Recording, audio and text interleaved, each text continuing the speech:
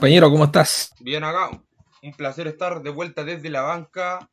Tenemos mucha cosa para hablar respecto a lo que ha pasado en el fútbol chileno. Se cerró el libro de pases, jugadores que pueden partir ya con el libro de pases cerrado y despotenciar algunos planteles.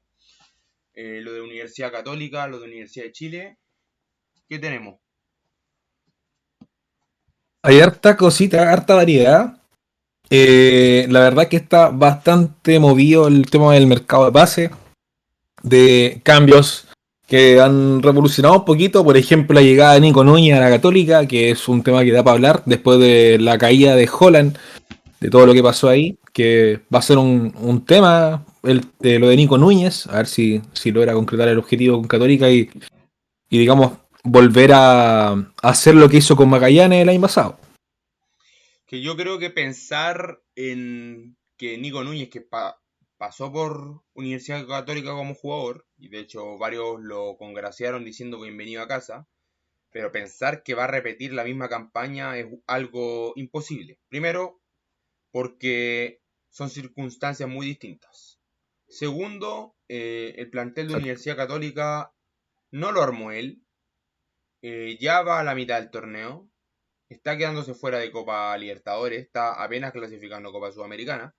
Y para mí es un técnico que le falta experiencia, por más que sea meritorio lo que haya logrado con Magallanes, haber avanzado de ronda en la fase previa de Libertadores, haber competido medianamente decente en Copa Sudamericana de acuerdo a su realidad, porque no voy a pedirle a Magallanes que pase de ronda si es un equipo que estuvo más de 30 años fuera de la primera división. Eso hay que hacerlo demasiado realista. Eh, Exacto. pero sí es meritorio lo que hizo con ascenderlo, con ganar una Copa Chile, con ganar una Supercopa Colo Colo, pero pensar que va a lograr algo con Universidad Católica en el corto tiempo o en el mediano plazo es una utopía total. O sea, Nicolás Núñez lo que tiene que hacer es agarrar experiencia y hoy en día cualquier técnico, sea quien sea, puede venir hasta Pep Guardiola a dirigir Universidad Católica y va a ser un fierro caliente. Porque Universidad Católica, desde hace unos cuantos años atrás, está mal acostumbrado a pensar que es un equipo que históricamente pelea arriba, por más que sea uno de los grandes del fútbol chileno. Pero es un equipo que históricamente Católica no ha demostrado ser el tercer grande que con los datos y títulos tiene. Históricamente no ha sido un equipo constante. Dentro de los tres grandes tiene dos descensos. Entonces, muchos hinchas de Católica quieren ver a Católica peleando arriba cuando históricamente no ha sido así. O sea, yo siempre hago esa crítica. O sea, Católica es un grande, pero es un grande que ha mostrado demasiada intermitencia y por los últimos años regulares, los últimos 5 años que ha mostrado algo, los hinchas se mal acostumbraron a eso. Entonces, a cualquier técnico que llegue a dirigir la tienda cruzada, le van a exigir ser campeón. Exacto. Es parte de llegar a un cargo de un equipo grande, de poder estar dentro de digamos, como del ámbito de los equipos o clubes que en realidad tienen grande historia en el país. Católica yo considero que intentó hacer o homologar la fórmula de poder contratar gente de casa, según lo que ellos dicen, aludiendo el tema de que Nico Núñez vuelve a casa, como tú decías, para poder cambiar un poco el esquema de lo que estaba pasando últimamente con los técnicos de Católica, porque vinieron de una fórmula de venir con 4 años siendo campeón y lamentablemente no han podido replicar ese tetracampeonato. O sea, intentaron volver con un técnico que no les sirvió, que fue Holland, replicar la campaña que hizo en su primer ciclo, donde sacó campeona Católica y después de un año se fue. Y como tú dices, todo un ferro caliente que no lo armó él, con jugadores que igual están, eh, digamos, en boca de todos, porque mucha gente habla de que no se preparó el plantel de una manera muy efectiva y que este año está pesándole eso, los refuerzos y todo.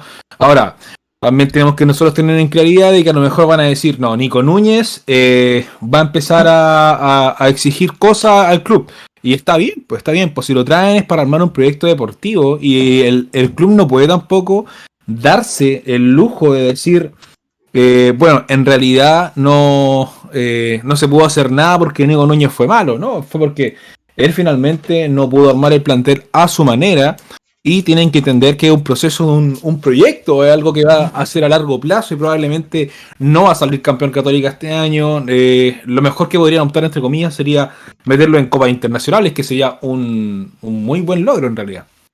Es que es lo más realista, o sea, yo vengo diciendo lo mismo con la vereda del frente que el clásico rival Universidad de Chile, que también vamos a hablar del tema, que siempre se le exigen a estos grandes que en el último tiempo han mostrado chispezas de grandeza o chispas de grandeza, para no replicar lo que dijo Gary Medel, que no está en el diccionario.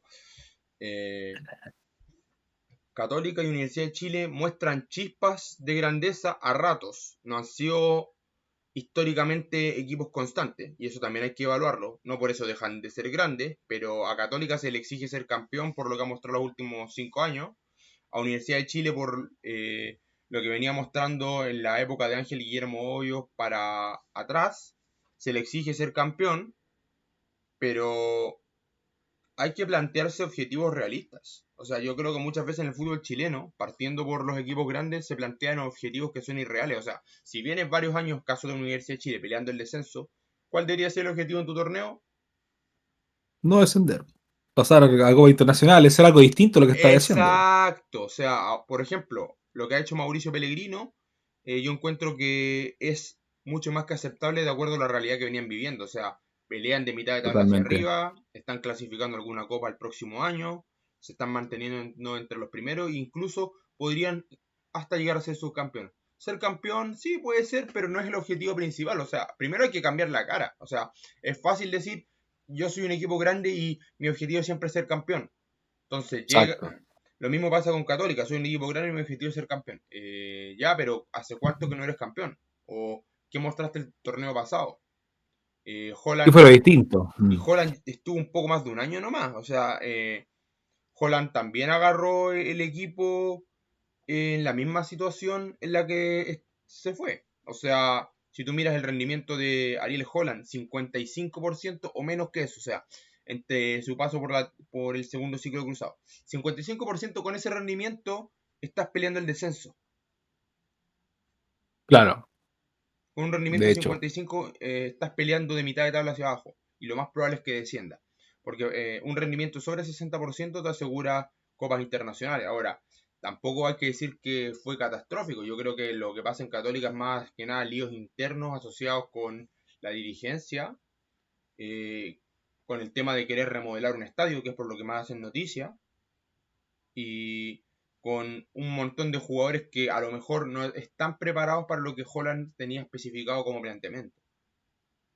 Sí, totalmente. Y aparte que, como tú dices, se está intentando como bancar un poco el sentido de que decir, no, estamos haciendo las cosas bien. Miren la piedra del estadio que pusimos. Miren la galería nueva que estamos armando. Pero en el rendimiento del equipo, que es lo que importa, porque al final podéis tener un estadio, ni siquiera podéis tener estadio, hermano. Es cosa de ver, por ejemplo, lo que hace la U, que toda la gente se le criticaba por los 4 años o 3 años que estuvo al filo del descenso y ahora lamentablemente, o sea, y ahora este año afortunadamente zafó y está ¿qué lugar? ¿Tercero? ¿Cuarto?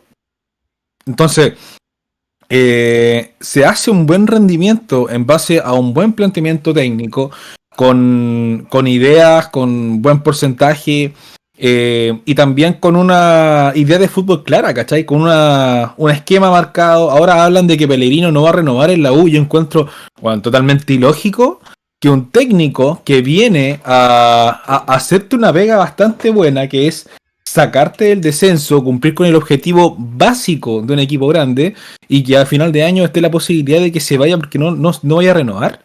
Yo fuera de la dirigencia de la U, yo lo afianzo, hermano. Yo le intento meterle alguna ahí, un proyecto deportivo bueno, ofrecerle alguna opción fuerte para que pueda hacer un trabajo bastante bueno. Porque yo veo como a Pellegrino como un. Me recuerda un poco el tema de Quinteros, por ejemplo, cuando llegó con Colo Colo en un fierro calientísimo, que era posibilidad de descender. En este caso, claro, si bien él comenzó este año nuevo, de cero, venía con una U que estaba al borde del descenso, armó un proyecto de cero, logró sacar a Colo Colo campeón, Ahora Pellegrino está como en las mismas, está ahí peleando lugares de copa. Y ¿por qué no darle una chance a largo plazo? Quizá podría ser algo parecido, que es lo mismo que pasó con, en este caso, ahora que pienso que con Nico Núñez podría darse también la chance, si el loco puede tener una opción de pelear un proyecto deportivo a 4 años, 3 años por lo menos. Católica podría volver a lo que fue con el tetracampeonato, ya que un técnico nuevo, joven chileno, que con ideales distintos logró sacar campeón a Magallanes 3 veces seguidas en cuanto 4 meses, que fue Supercopa, la primera vez y además la Copa Chile. Podría quizá plantearse un nuevo objetivo Católica, que es poder hacer un cambio de paradigma y poder tener una nueva forma de sacar campeón a este club que viene en caída libre. Te cambio la pregunta, dime cuántos equipos en Chile realmente tienen un proyecto deportivo, porque el proyecto deportivo en sí, y es un debate que yo siempre he tenido, no depende netamente de los técnicos, depende de la estructura dirigencial, de los gerentes deportivos, mal llamados gerentes deportivos, porque realmente para ser gerente deportivo no requieres ninguna Deportivo. expertise académica para eso en sí. Sí, ahora hay diplomados y hay cursos de especialización, pero hoy en día cualquiera puede ser un gerente deportivo y lo hace medianamente mal. O sea, por eso te vuelvo a preguntar, eh, ¿qué equipos realmente tienen un proyecto deportivo eh, acorde a su realidad? Para mí hay dos nomás. Yo creo que Cobresal es uno. Ya, estoy de acuerdo, Cobresal. Cobresal es uno porque siento que el trabajo que se está haciendo es bastante bueno. Ahora, el otro que podría ser, mira, quizá yo lo hablo del aspecto más personal, yo creo que San Marcos de Arica podría entrar en esa. Ya, pero en primera A. Porque ahora el trabajo que están haciendo, sí, en primera A, Cobresal y podría ser Coquimbo, que se replanteó de cero y ahora está muy bien. Totalmente de acuerdo. Esos son los que yo siento que tienen un proyecto. O sea, el Nano Díaz le cambió la cara totalmente a Coquimbo, lo está metiendo en la parte alta, logró revivir un equipo que estaba muerto. O sea, Coquimbo constantemente es un equipo ascensor que salvo haber llegado a una semifinal de Sudamericana en plena pandemia, el resto ha sido casi bañarse con un mar de lágrimas, porque siempre están peleando abajo o peleando por quién hace una campaña menos peor que el otro, con la Mira, Serena. peor que- Menos claro, peor que su rival. Lo de San Marcos sí, exacto. pero San Marcos primera vez. San Marcos le ha tocado bailar con la fea, subir y bajar mucho. Ahora estuvo en un momento a puertas de salir de la línea profesional y ahora Sí, está peleando. O sea, pero en primera A, sinceramente, equipos con proyectos deportivos serios son muy pocos. Casi nada. O sea, en el exacto. fondo le estamos pidiendo peras al olmo, le estamos pidiendo eh, a un sembradío de papas que nos dé zanahoria, porque eso es lo que está pasando en el fútbol chileno. O sea, queremos que venga un técnico a sacar campeón o a hacer buena campaña con un equipo, cuando los proyectos se tienen que cimentar de mediano a largo plazo y no esperar resultados instantáneos. Y por eso vuelvo a decir, la misma tónica de lo que pasa con Católica, que pasa con Unión de Chile. Con Colo Colo ya es un tema archirre que te contra sabía lo que te tiene que pasar y tampoco es que esté tan mal. Pero Católica y Universidad de Chile, ¿qué proyecto deportivo serio tienen? O sea, Católica lo único que hace noticia es que vamos a tener el estadio más moderno y actualizado del fútbol chileno. ¿Realmente con la realidad que está viviendo deportivamente Universidad Católica, interesa tener un estadio? Es un lugar más para pegarle a la pelota nomás, sinceramente. Porque los recursos están, que es lo que más tienen en realidad. Pero, ¿en base a qué? A unas divisiones inferiores, a un equipo femenino sin contrato, por ejemplo, a un equipo de inferiores también que está muy despotenciado, a gerencia deportiva que en realidad no están cumpliendo con la expectativa hace tiempo. No sé. No vale la pena ni siquiera invertir una cantidad de un estadio tan apoteósico, tan bueno, si en realidad no tenéis una estructura deportiva buena, como tú decís. No hay un proyecto deportivo hecho.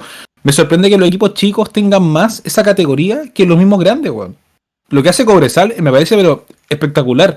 Un equipo que el 2015 salió campeón, como tú decías, en un estadio que jamás se va a llenar, el único estadio que no se va a llenar nunca, y que logró hacerlo dentro de esta locura de pueblo extinto, ¿cachai? Que es El Salvador, y que ahora esté en primer lugar de la tabla, nuevamente dándole el empuje a un club que con lo poco que tiene está haciendo mucho Cobresal, o sea, me sorprende, Coquimbo igual renacer de las cenizas, claro, si bien tuvo un fugaz y muy loco paso en Copa Sudamericana llegando a semis, que todo verdad fue impensado para mucho porque estaba peleando el descenso, o sea, una cuestión que se puede mantener un nivel de fútbol bacán, con una estructura muy buena, haciendo un buen planteamiento en copas internacionales, pero lamentablemente si en el plano nacional estás votando el torneo que te mantiene todos los años, no vale la pena. Ahora está renaciendo de las cenizas, volvió de primera vez,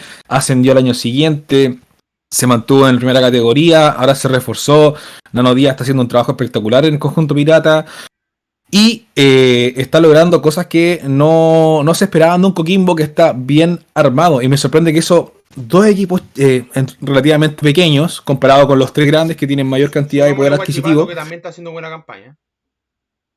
Sí, hoy tengo un tema así, yo compañero. Que es esto que Guachipato, si bien está haciendo una buena campaña, tiene más movimiento ahí bajo la mesa. Yo creo que por ahí también va la cosa. No, sí, pero si lo empezáis a analizar los últimos años, sí, puede que, a pesar de esa imprudencia, digámoslo así, polémica, yo creo que es un equipo que también tiene un proyecto bastante interesante, sobre todo con juveniles. Sí, está haciendo buen planteamiento. Por ejemplo, Copa Libertadores este año en la. La Fue sub-20, sub-21 esta Copa Libertadores. sub-20. Sub-20. Sí, estuvo peleando en fase de grupo. Llegó a octavo, me parece, ¿no? Quedó en fase de grupo. No, quedó en fase de grupos, pero no le pasaron por encima. O sea, empató con el Palmeiras de Brasil, perdió con el Defensor Sporting de Jugó Uruguay, con pero Boca, perdió por ¿no? la mínima con Boca. Y pudo haberle ganado en Mm, su momento, pero falló un par de goles y se farró un penal. O sea, también, insisto, tuvo chance. es la realidad que también tenemos en nuestro fútbol. O sea, no podemos pedirle más allá si le tocó a Huachipato el grupo con equipos de las tres potencias sudamericanas, que tienen mejores calidad de división inferiores que nosotros. Pero Claro. hablando súper en serio, o sea, quiero volver a agarrar el hilo de lo que pasa con Cobresal y lo que pasa con Coquimbo, que son equipos que normalmente uno los ve peleando como colista o peleando de mitad de Sí. tabla.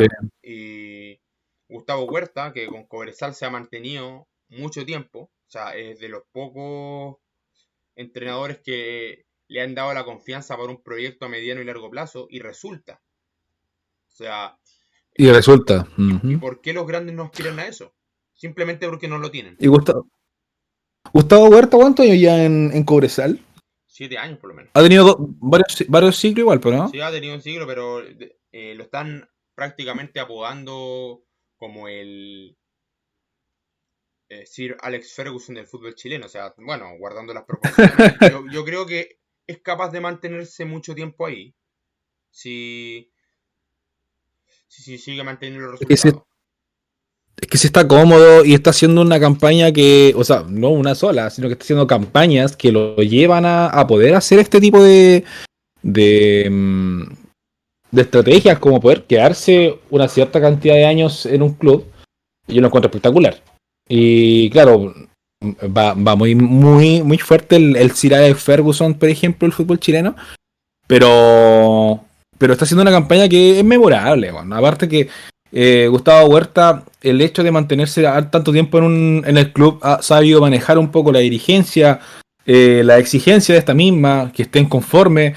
Y en cuanto 17 años y posibilidad de sacarlo campeón por segunda vez en un club que es Cobresal, yo encuentro que es espectacular.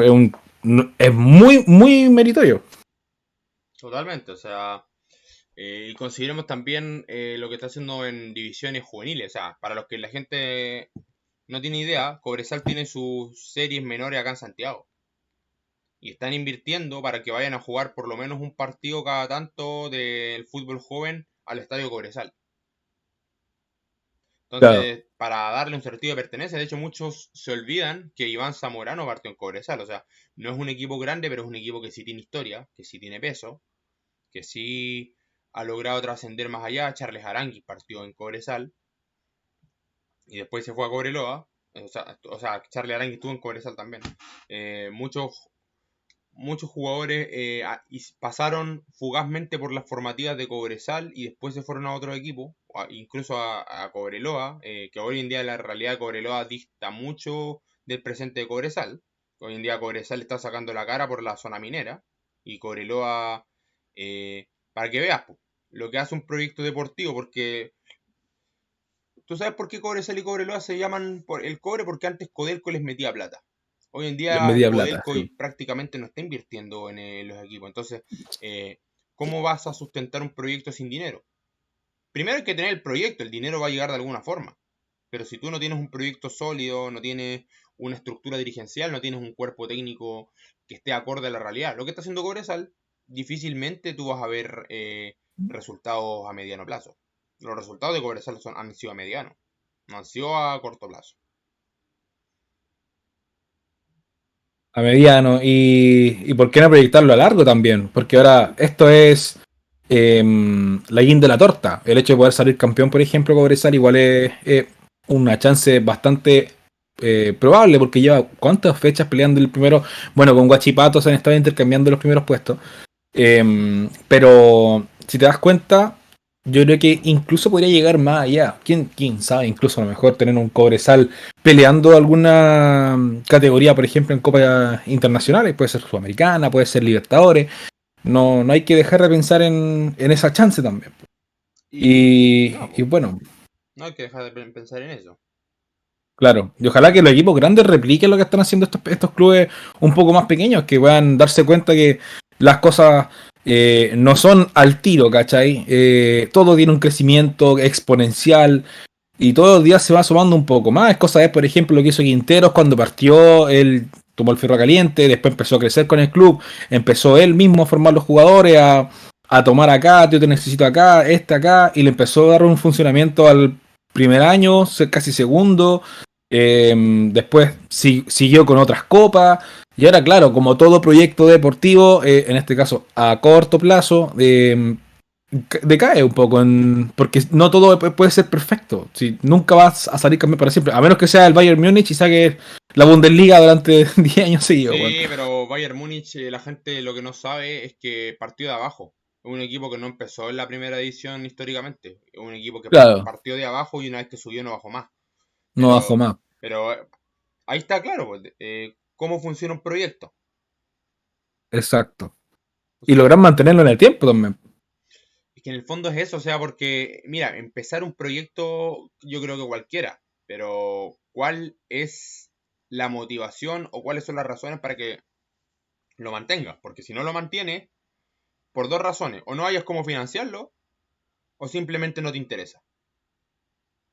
Porque si el proyecto es bueno, es sostenible en el tiempo, como sea, como sea. O sea, ya guardando las proporciones de que sí, con plata se compran huevos, dice el viejo adagio, pero guardando también las proporciones, porque nosotros no tenemos el presupuesto de las ligas más potentes de Sudamérica, no nos comparemos con Europa, pero también hay que ser realistas, o sea, ¿cuál es el objetivo?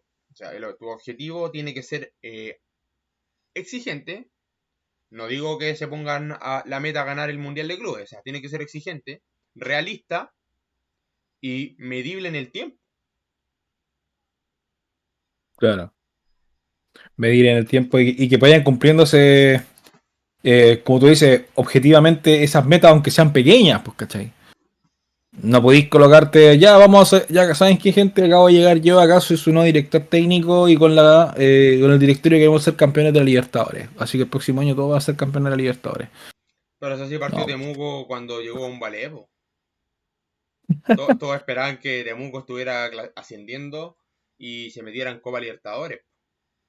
Y terminó descendiendo. O sea, yo creo que por ahí no va el camino. O sea, no va el camino con tanta venta de humo. claro. El final uno puede tener muchas ganas de hacer las cosas, pero en realidad si el conjunto no lo logra todo, No vale de nada que la cabeza funcione solamente. Sí, principal. Hablemos de Colo Colo ahora. El desastre ante Ñublense. Opiniones del partido. Mira, la verdad es que me gustaría agarrar a chuchar a todos los jugadores, pero prefiero abstenerme un poco. Voy a hacer un poco más caballero, compañero. No, mira, la verdad yo encuentro que el Colo está en una fase de resignación. En donde viene después de quedar eliminado con el conjunto de América MG, en donde, claro, llegó al campeonato nacional con miedo. Llegó con miedo, yo voy a decirlo con todas sus letras. Fue a pelear a Chillán con miedo. Los jugadores en el primer tiempo no hicieron mucho. La verdad es que fue un partido fome a ratos, la verdad. Fue fome. Lo que le falta al Colo todavía sigue siendo la definición, el finiquito. Me cuesta entender todavía cómo, a pesar de todas estas oportunidades, con Damián Pizarro no logre concretar o no logre cumplir su función característica, que en este caso ser el 9. Él cumple otras funciones que yo respeto mucho y valoro harto, que es arrastrar la marca, que es meterse en los espacios, intentar abrir la jugada, pero yo rescato algo que tú dices siempre, que es el fútbol se gana con goles. Y mientras él no pueda cumplir su función de ser el goleador del equipo, siento que vamos a tener un gran problema. También lo otro, ahora, pones a un cliente ofensivo que te intenta dar un poco más de oportunidad. En este caso, agradezco mucho, igual que haya sacado a Eric Bingberg, porque no sé por qué Cresta lo puso titular en Brasil. Volvió a la línea de 3 y partió con un 4-3-3. Entonces, me gustó un poco ese date cuenta, amigo, que la estáis cagando, de haber partido con un 3-5-2 en Brasil. Y el problema es que Colo Colo en la parte defensiva no está tan mal. No está tan mal, lleva 17 goles en el campeonato nacional en contra. eh, pero lleva 22 goles convertidos. De hecho, justo realizando un video ayer, que lo tengo ya guardado en el PC, donde hablo de Colo Colo y su tabla goleadora comparada con el 2022. Y hablo de que el 2022 Colo Colo llegó a los 54 goles en el año del campeonato nacional. Y eso lo ubicaba en el primer lugar de la tabla en cuanto a goles y además en primer lugar de la tabla general como campeón. Y en este año Colo Colo lleva 22 goles en esta fecha 18 y además lleva 17 goles en contra. Y está, me parece que a uno o dos goles en contra de igualar a lo que pasó el año pasado. O sea, faltan casi 12, 13 fechas y Colo Colo ya está cumpliendo la cuota de goles recibidos del año pasado. Eso da que hablar. Mucho. Y el tema de los goles convertidos también habla de la sequía. Por ejemplo, y tengo acá el papelito que lo avala, en donde hablo de los goles convertidos por los jugadores de Colo Colo, que me da como un poco hasta rabia, weón. Como que no sé, me llega hasta aburrir, weón. Porque si yo veo la tabla de posición, o sea, veo en la estructura de jugadores, acá está. Carlos Palacios, por ejemplo, hermano, ha convertido 8 goles en 18 partidos y además ha convertido 2 asistencias. Y es el máximo goleador del conjunto popular de la parte de delanteros. Después, si saco los delanteros, el que le sigue es Darío Lescano, que tiene 4 goles en 10 partidos. Pero ha entrado muy intermitente, ha tenido lesiones. Después tengo ya a Damián Pizarro, que tiene 2 goles. Jordi Thompson, que tiene 3 goles. Eh, Volados, que partió el año espectacular con un triplete, muerto. No le pasó nada más. Ahora, yo veo todas estas cantidades de goles entre los jugadores y yo digo, pucha, ¿qué les pasa, Juan? ¿Qué les pasa? ¿Por qué no se logra convertir? ¿Por qué Colo Colo en Chillán no pudo hacer nada ante Ñublense, que fue muy defensivo? Que estuvo intentando opacar todo el rato, jugando al empate, intentando hacer la contra, y lamentablemente no pudo ninguno de los dos hacer un gol, hacerse daño. Fue una repartida de puntos totalmente fome y un partido, sinceramente, hasta aburrido. Eso. Es que volvemos a decir, ¿qué ha cambiado en Colo Colo en el último tiempo? Si nos ponemos serios. No ha cambiado absolutamente nada. Y tampoco creo que cambie.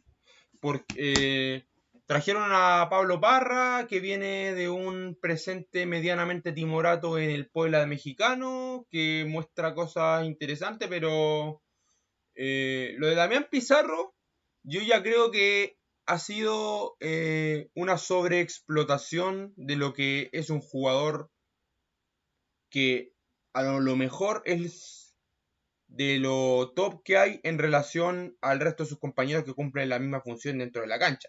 Porque por algo está jugando, por algo lo ponen. Porque para mí no tiene sentido que pongan a un juvenil por sobre un experimentado en la zona de finalización si no va a ser algo mejor.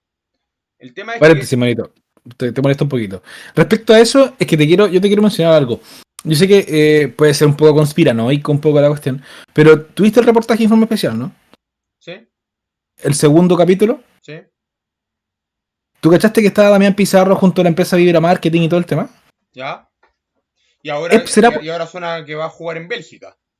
claro, será posible, puta, hermano, yo con la mano en el corazón, será posible que este nexo con la gente de Vibra Marketing y con Felicevich y todo el hueveo sea conexión con Quinteros, porque Felicevich ahora dice Quinteros públicamente que es amigo de él y que salen y todo el tema, que en base a eso esté poniendo a Pizarro en vez de a Venegas, que no lo vemos hace rato, en vez de Lescano, en vez de, no sé, que siempre esté metido ahí también Pizarro. Y no me sorprendería, créeme, no me sorprendería tampoco. O sea, ahora yo vuelvo a decir, o sea, no es la culpa no es de Felicevich, sino el que deja que se influencie por un representante. Para mí, Claro, porque sinceramente, o sea, yo no encuentro a Pizarro que sea un jugador carente de técnica. Yo encuentro un jugador que es muy explosivo, pero lo están poniendo en una posición y lo están sobreexplotando demasiado. Y le están cargando demasiada responsabilidad. Cuando quizá deberían, no sé, probar otra variante, poner a alguien más, pero insisto, o sea, ya lo de Damián Pizarro no tiene caso, no tiene vuelta que darlo. O sea, yo digo, si no sale goleador del campeonato nacional, para mí no va a cambiar eh, lo que pienso de él, porque venía muy encendido las primeras fechas y ahora nada. O sea, y ahora que dicen que puede salir de la plantilla ya con el mercado de pase en el fútbol chileno cerrado y que podría ir a jugar a Bélgica, o sea, yo ya encuentro que es un poco contradictorio. Un jugador que no se ha consolidado en el medio nacional, que apenas ha marcado 2 goles, que sí tiene cosas interesantes, que tiene apenas unos 18 años, pero como un jugador así va a saltar al fútbol europeo. ¿Tiene lógica eso? no. No tiene bajo ningún aspecto tiene lógica y sabemos por archirrequete contra información que hay que el fútbol no se juega con la lógica, pero no tiene lógica que un jugador como Damián Pizarro, que no se ha consolidado, que no ha sido goleador, que no ha sido preponderante, ha fallado más de lo que ha convertido y tampoco haya dado la talla a nivel internacional, vaya a jugar a Bélgica, que está entre las top 10 ligas de Europa. O sea, el fútbol europeo, muchos dicen no, que fuera de Inglaterra, de España, de Francia, de Italia, de Alemania, el resto no son nada. La liga belga es una liga que es un trampolín para el fútbol importante. Es igual de competitiva, igual de exigente. Hay muchos jugadores que de aquí han ido a jugar a Bélgica y no han rendido. El ejemplo claro, Nicolás Castillo. Eh, entonces, Exacto. tampoco es para que vayamos a menospreciar ligas de segundo orden en el fútbol europeo. De hecho, la liga belga está dentro del top 6, top 7 si no me equivoco, de las ligas del fútbol de Europa actualmente. Una liga que sabe potenciar talento joven. Tiene divisiones inferiores que son muy exigentes. O sea, no pasa a cualquiera al primer equipo. Nayel Mesatou, por ejemplo, le costó consolidarse siendo que él es formado allá. Entonces, Claro. como te digo, no es un fútbol cualquiera. Entonces no cabe bajo ningún paradigma ni ningún análisis estadístico que se pueda probar o ningún análisis de rendimiento que un jugador como Damián Pizarro salta a la Liga Belga si acá en Chile no ha hecho nada. Exacto. Y es cuático porque si uno se pone a pensar, por ejemplo, cómo están moviéndose estas piezas, o por ejemplo, hablan de Jordi Thompson al Burnley de Inglaterra también. Y estaban hablando de que estaban los emisarios viéndolo. Y son jugadores que no son consolidados, son niños todavía. Son niños todavía, pero ahí va el tema. Tienen buenos representantes. Y ahora con estos nexos que hay también, como que puta, en realidad ya no me sorprendería.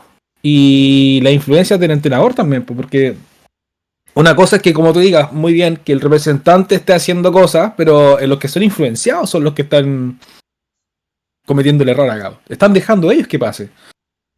Y son jugadores que no están consolidados, como Damián Pizarro, que en 2 goles en el campeonato, sacándolo amistoso, etcétera. 2 goles en el campeonato, uno de penal, y tener posibilidad de irte a allá a Bélgica es como ilógico. A menos que lo vean como un jugador de proyección. Oye, mira, tiene un físico de europeo, porque Damián Pizarro es un jugador muy físico. Se nota que tiene las características de un jugador que podía desarrollarse un poco más y decir, ya, traicámoslo para acá, démosle un desarrollo de un par de años y veamos cómo anda. ¿Por qué? Porque claro, todos lo wean con el Haaland de Macul, pero no es tan alejado, porque a lo mejor Damián Pizarro con un entrenamiento efectivo, con una instalación efectiva, podría a lo mejor cambiar totalmente su forma de ser un jugador de fútbol. O sea, podría desarrollarse de mejor manera. Si está esta posibilidad real y si en verdad se va, y espero que se vaya porque siempre es bueno tener chilenos en el extranjero, ojalá que se concrete. Sería muy rarísimo, la verdad, pero ojalá que se concrete, porque de esa forma Damián Pizarro podría mejorar su aspecto como jugador y quizá desarrollarse de una manera que estábamos esperando que a lo mejor en Colo Colo no lo logra hacer. Pero a lo mejor en el extranjero sí. Puede ser, o sea, yo creo que no es descabellado también pensarlo, pero también soy realista, o sea, muy Sí, obvio. fanático del fútbol chileno seré y que viviré cerca del Estadio Monumental y estaré atento a lo que pasa en la tienda Alba, pero si no demostraste algo acá, ¿qué seguridad me das tú que vas a demostrar algo allá?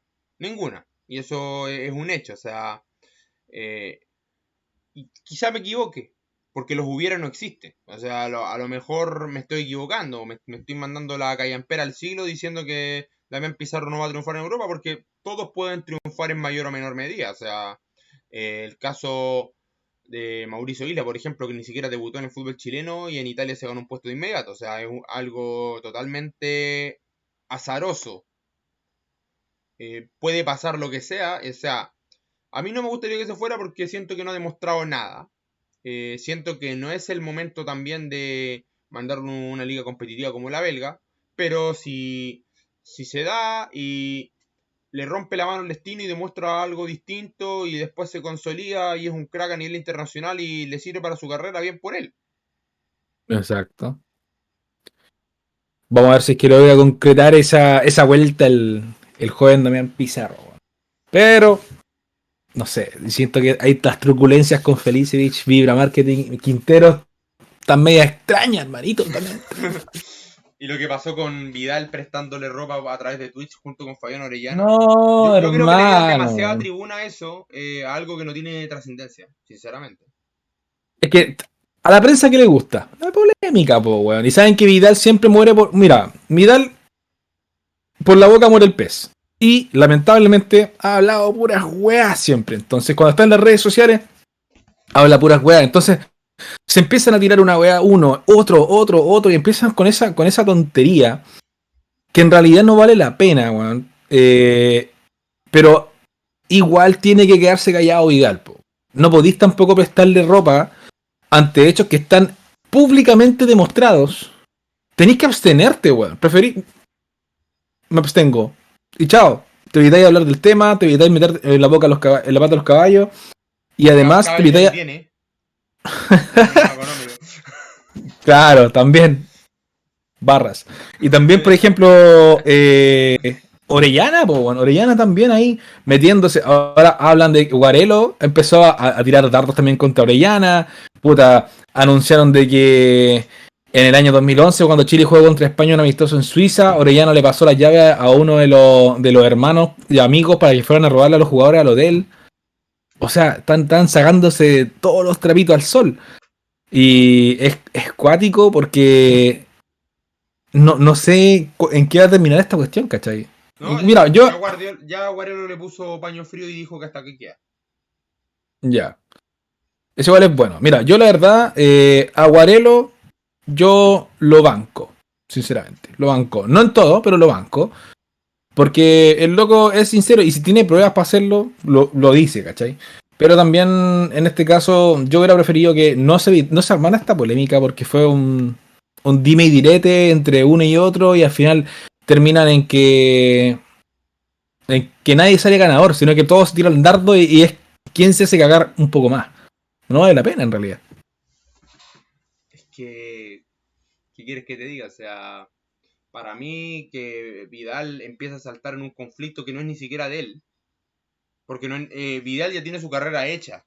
Yo no discuto, y aquí me agarro de lo que dijeron otros, que yo sí considero a Vidal dentro de los mejores 3 o mejores 5 futbolistas chilenos en toda la historia de nuestro fútbol.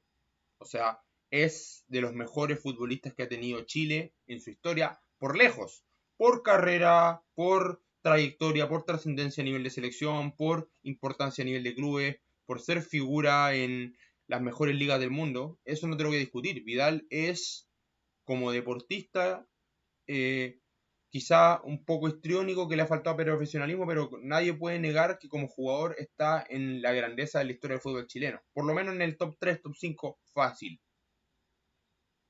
Pero Totalmente. como persona, como una figura mediática que lo único que hace es tirar cizaña, hacer público argumentos o conceptos que no interesan, no es un aporte. O sea, ahora también esto es un llamado a la gente que constantemente pone a Vidal como ejemplo. O sea, los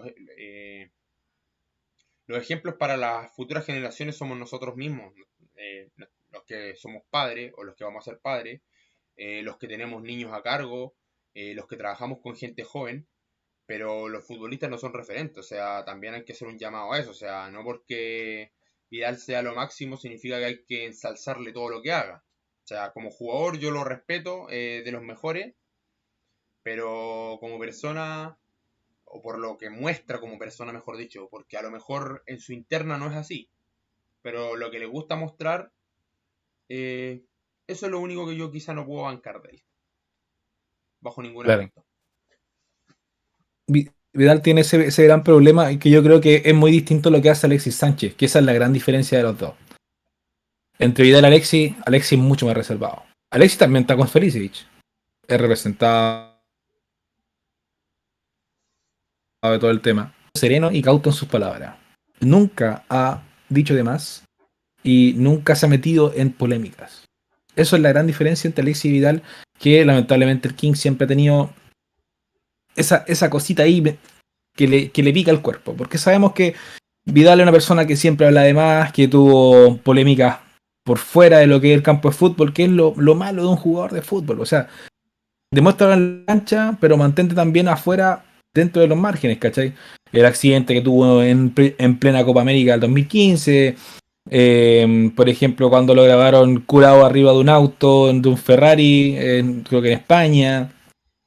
Eh, las palabras desafortunadas ahora es que habló en plena prensa con Sampaoli, o sea, hablando de Sampaoli, ahora esto, y hay una infinidad de cosas que lamentablemente opacan lo gran jugador que es Vidal.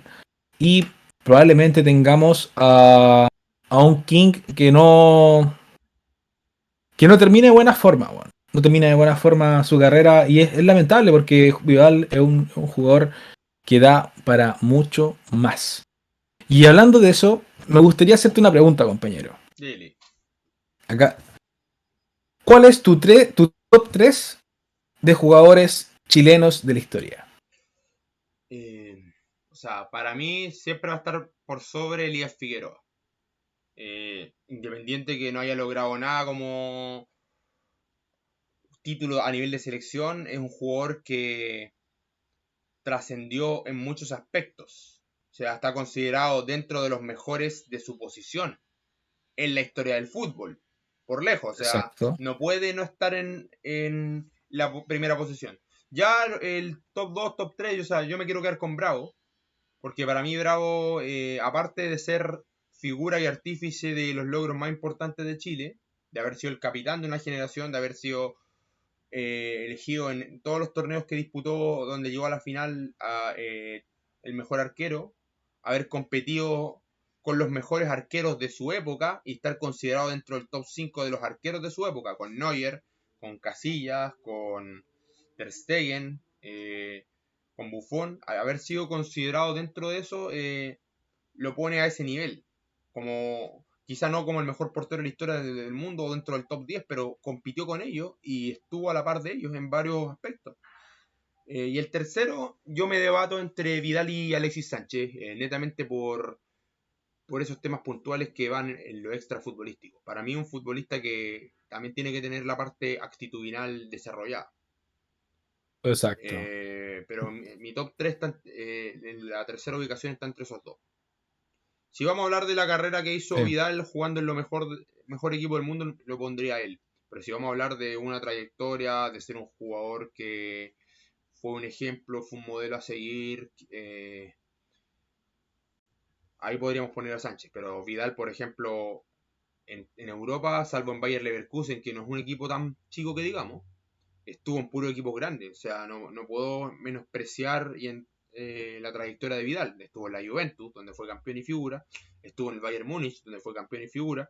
Estuvo en el Barcelona, donde fue campeón y medianamente figura en varios partidos. Entonces no puedo menospreciar eso. Campeón de Copa Libertadores, donde Exacto. tampoco fue el referente máximo, pero también tuvo un papel trascendental en varios encuentros. Entonces, por ahí va mi top 3.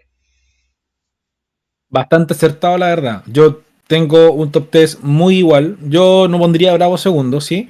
Pero tendría a Elías Figueroa por lejos como mi top uno. O sea, no hay discusión. Mucha gente dice, no, que Alexis es el mejor de la historia, Vidal es el mejor de la historia. Pero Don Elías es, es, es comparable a lo que hacía Beckenbauer. Po. Es comparable con los mayores jugadores de la historia. De hecho, por eso en mi top 11 que hice hace poco, tengo a Don Elías, porque no puedes dejar afuera al jugador que fue incluso pedido para la selección de Brasil. Weón. Esa historia que cuenta de que le dieron un cheque en blanco y le dijeron, oye, pon los ceros que queráis. Y te hago brasileño. Y venía a jugar por la selección de Brasil. Y rechazarlo para poder seguir jugando por Chile, porque su papá quería que fuera jugador de la selección chilena, aún así teniendo el gol iluminado que fue en parte de lo que hizo allá en Hay Brasil. un mural en Porto Alegre al costado del estadio. ¿Sí? Sí, Bueno, me tocó estar ahí y verlo. Así que bacán. O sea, al punto de que allá en Brasil lo tienen como ídolo y figura, lo recuerdan mucho, y además haber sido elegido el mejor jugador de América, que no es para nada un logro así nomás. O sea, con Fernández todos deliramos. Pero Elías Figueroa fue elegido 3 veces, po. el único, y junto El con único. el único, ¿cachai? O sea, Y en el lograr tiempo de hacerlo Pelé, y en el tiempo de que Pelé estaba vigente, por estaba tiempo. vigente, po. Eso es lo otro. O sea, pelear, vamos, con O'Reilly, Pelé. Ahí, bueno, increíble. O sea, yo encuentro que es.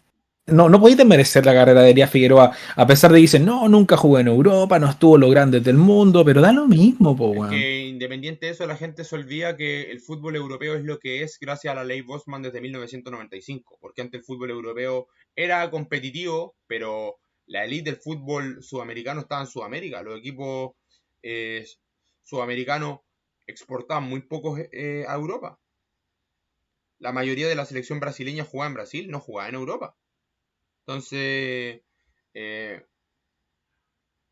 empezaron a potenciarse los europeos mucho tiempo después. O sea, Europa sí, siempre ha sido grande, pero Brasil era el elite de la época. Acá en Sudamérica o jugabas en Argentina o jugabas en Brasil o jugabas y en Norteamérica jugabas en México, que era la liga más desarrollada de este lado del mundo.